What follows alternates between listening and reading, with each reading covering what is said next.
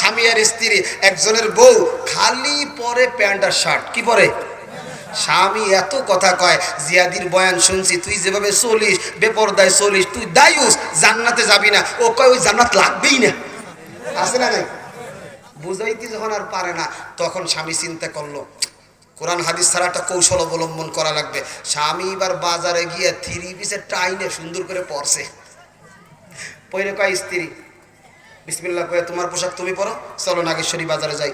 এই তোমার তো মাইয়ের মতো দেখা যাচ্ছে, তোমার নিয়ে আমি কেমনে নাগেশ্বরী বাজারে যাই?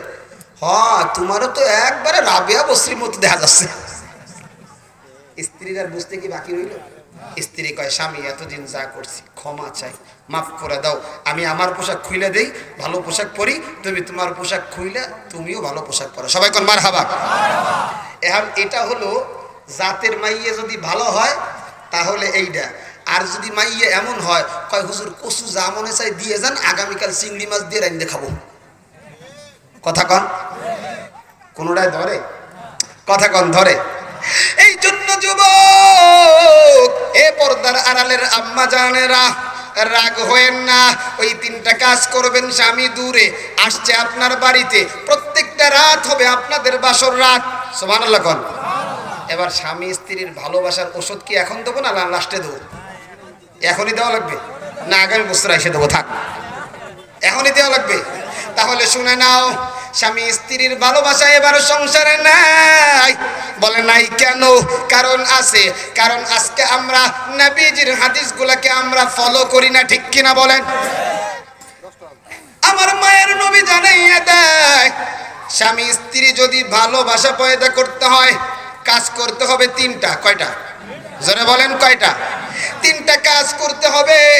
1 নাম্বার, স্বামী স্ত্রীর মহব্বত, কুব্বালাতুল খাদ্দি। বলে স্বামী স্ত্রী একজন আরেকজনকে মহব্বত করে, আদর করে, চুমা দেয়।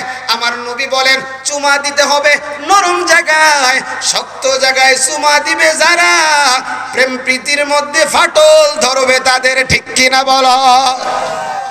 চাচা কয়, হুজুর কি ওষুধ শুনাইলেন, আল্লাহই জানে আজকে কি হয়ে যায়। বাকি ওষুধ পরে এখানে থুয়ে দিলাম, বাকি ওষুধ একটু পরে দিচ্ছি। এবার আসো যুবক, ইবাদত হবে কার?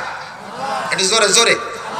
রাত্র যত গভীর হয় আল্লাহ তত বান্দার কাছে আসে, আল্লাহ তত বান্দার কাছে আসে। আরে যুবক, কানটা খুলে শুনো, ইবাদত হবে আমার আল্লাহর, গোলামি হবে আমার আল্লাহর। কেন আল্লাহর ইবাদত করব? আল্লাহর ইবাদত করব কতক্ষণ? আল্লাহ আমার জানাইয়া দেয়, ওয়া'বুদ রাব্বাকা হাত্তা ইয়াতিয়াকাল ইয়াকিন।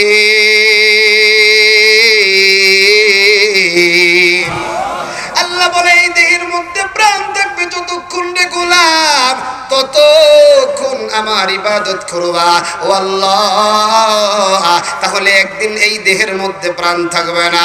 হ্যাঁ, জিহাদি তো আয়াত তেলাওয়াত করছে, কুল্লু নাফসিন যায়িকাতুল মাউত, মরণ তোমাকে ধরবে।